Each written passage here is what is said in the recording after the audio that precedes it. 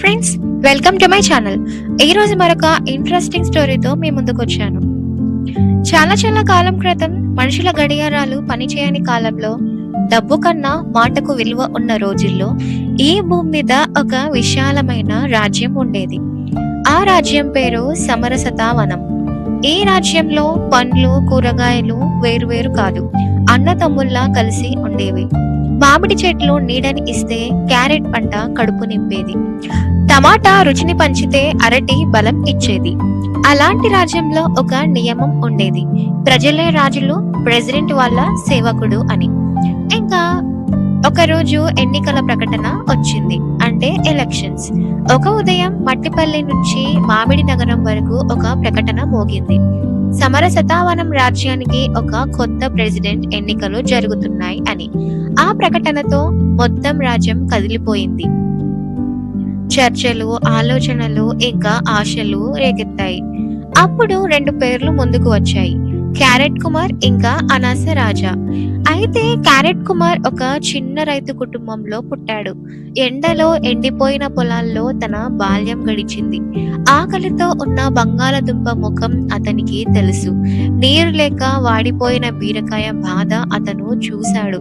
అతనికి డబ్బు లేదు, కానీ ప్రజల జీవితం తెలుసు. ఇంకా మన అనాస రాజా బంగారు తోటల్లో పెరిగాడు. అతని ఇంటి గోడలు మెరిసేవి, తన మాటలు గట్టివి. అతని నమ్మకం ఒక్కటే: డబ్బు ఉంటే ప్రపంచమే మన చేతిలో ఉంటుంది అని. ప్రజల కష్టాలు అతను పుస్తకాల్లో మాత్రమే చదివాడు, కానీ రియాలిటీగా మాత్రం అతనికి ప్రజల గురించి ఏమీ తెలియదు. ఇంకా గ్రామాల పాదయాత్ర స్టార్ట్ చేశారు. ఎన్నికల ప్రచారం మొదలైంది. ఇద్దరు రాజ్యం మొత్తం తిరగాలి అని నిర్ణయించుకున్నారు. క్యారెట్ కుమార్ యాత్ర. ఇక్కడ క్యారెట్ కుమార్ నడుచుకుంటూ బయలుదేరాడు. ఏ బండి లేదు, ఏ జెండా కూడా లేదు. ఒక్కో గ్రామంలో మట్టిపై కూర్చొని ప్రజల మాటలు విన్నాడు. ఒక వృద్ధ టమాటా అన్నది, మాకు రోడ్లు కావాలి అని. ఒక చిన్న చిక్కుడు అన్నాడు, మాకు చదువు కావాలి అని. క్యారెట్ కుమార్ ఏ హామీ ఇవ్వలేదు, కానీ అన్ని గుర్తు పెట్టుకున్నాడు. ఇంకా అనాస రాజా బంగారు రథంలో తిరిగాడు. అయితే అతను సంగీతం, విందులు, బహుమతులు, ప్రతి గ్రామంలో నాణాలను పంచాడు. నాకు ఓటేస్తే మీ జీవితం మారుతుంది అని గట్టిగా చెప్పాడు. కొంతమంది మౌనంగా ఓటేశారు, కొంతమంది సందేహించారు. ఇంకా చివరి రోజు వచ్చింది. ఇద్దరు చిన్న గ్రామం మట్టిపల్లికి వచ్చారు.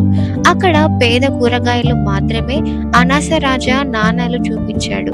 అప్పుడు ముసలి వంకాయ అడిగింది: నీ డబ్బు మా పిల్లల భవిష్యత్తు కాపాడుతుందా అని. అప్పుడు అనాస రాజా సమాధానం చెప్పలేకపోయాడు. ఇప్పుడు క్యారెట్ కుమార్ మెల్లగా అన్నాడు: నేను మీతో ఉంటాను, మీ బాధ నా బాధ అని అన్నాడు. ఆ మాట మట్టిపల్లి గుండెల్లో పడింది. ఇంకా ఓటు లెక్కించారు. మొదట అనాస రాజా ముందంజలో ఉన్నాడు, కానీ చివరి గ్రామాల ఓట్లు కలిశారు. క్యారెట్ కుమార్ గెలిచాడు. మొత్తం రాజ్యం చప్పట్లతో నిండిపోయింది. క్యారెట్ కుమార్ ప్రెసిడెంట్ అయ్యాడు, కానీ తన నడక మార్చలేదు. అతను ప్రజల మధ్యే ఉన్నాడు. అనాస రాజా తన తప్పు అర్థం చేసుకున్నాడు. డబ్బు కాదు, న్యాయం అవసరం అని తెలుసుకున్నాడు. ఇంకా క్యారెట్ కుమార్ ప్రెసిడెంట్ అయిన రోజు రాజ్యంలో పండుగ వాతావరణం. చప్పట్లు, పువ్వుల వర్షం, నినాదాలు. కానీ ఆ రాత్రి క్యారెట్ కుమార్ నిద్రపోలేదు. అతని మనసులో ఒకే ఒక్క ప్రశ్న తిరుగుతుంది: ప్రజలు నన్ను నమ్మారు, ఆ నమ్మకాన్ని నేను ఎలా నిలబెట్టాలి అని. తొలి వారంలోనే క్యారెట్ కుమార్ గ్రామాలకి వెళ్ళి మళ్ళీ ర్యాలీ చేశాడు. ఈసారి ఓట్లు అడగడానికి కాదు, సమస్యలు తెలుసుకోవడానికి. మట్టిపల్లి దగ్గర బీరకాయ రైతులు చెప్పారు: నీరు లేదు సార్, పంట ఎండిపోయింది అని. అప్పుడు క్యారెట్ కుమార్ ఆఫీసులో కూర్చోలేదు, నేరుగా పొలాల్లోకి వెళ్ళాడు. నీటి కాల్వలు ఎక్కడ పాడయ్యాయో చూశాడు. పాత మామిడి చెట్ల దగ్గర నీరు నిలిచిపోయిందని గుర్తించాడు. ఇంకా అతను పాత కాలువలు శుభ్రం చేయించాలి, ఇంకా నీరు పంచుకునే నియమం పెట్టాడు. పెద్ద తోటల నీరు చిన్న పొలాలకు కూడా. కొన్ని నెలల్లో పొలాలు మళ్ళీ పచ్చగా మారాయి. ఇంకా పేద కూరగాయల ఆకలి. ఇప్పుడు టమాటా నగరంలో చిన్న చిక్కుడు పిల్ల క్యారెట్ కుమార్ని అడిగింది: మాకు పాఠశాల ముందు ఆహారం లేదు అని. ఇది విన్న క్యారెట్ కుమార్ మౌనంగా నిలబడ్డాడు. ఇంకా ప్రతి గ్రామంలో పండ్ల కూరగాయల భోజనం కేంద్రం అనేది నియంత్రించాడు. ఇక్కడ ఎక్కువ పండ్లు ఉన్న చోట వ్యర్థం కాకుండా పంచడం. అప్పటి నుంచి ఏ పిల్ల కూడా ఖాళీ కడుపుతో పాఠశాలకు వెళ్ళలేదు. ఇంకా అరటి తోటల్లో పిల్లలు పనిచేస్తున్నారని క్యారెట్ కుమార్కి తెలిసింది. అతను తోట యజమానుల్ని పంపించాడు. అతను తోట యజమానుల్ని పిలిచాడు. గట్టిగా కాదు, శాంతంగా అన్నాడు. ఈ రోజు మీరు పని చేయిస్తే రేపు ఈ రాజ్యానికి నాయకులు ఎవరు అని. ఇంకా పిల్లలు పని నిషేధం, చదువుకు ప్రత్యేక వితరణ, చదువుకున్న వాళ్ళకే భవిష్యత్తు ఉద్యోగాలు. కొన్ని నెలల్లో అరటి తోటల నుంచి పుస్తకాలు పట్టుకున్న పిల్లలు కనిపించారు. అనాస రాజా అనుచరులు లోపల డబ్బుతో పనులు చేయాలని ప్రయత్నించారు. కానీ క్యారెట్ కుమార్కి అది కూడా తెలిసింది. ఇంకా ప్రతి ఖర్చు ప్రజల ముందే ప్రకటించాలి. లంచం అడిగితే పదవి నుంచి తొలగింపు. ఇంకా ప్రజల ఫిర్యాదులకు ప్రత్యక్ష సమావేశం.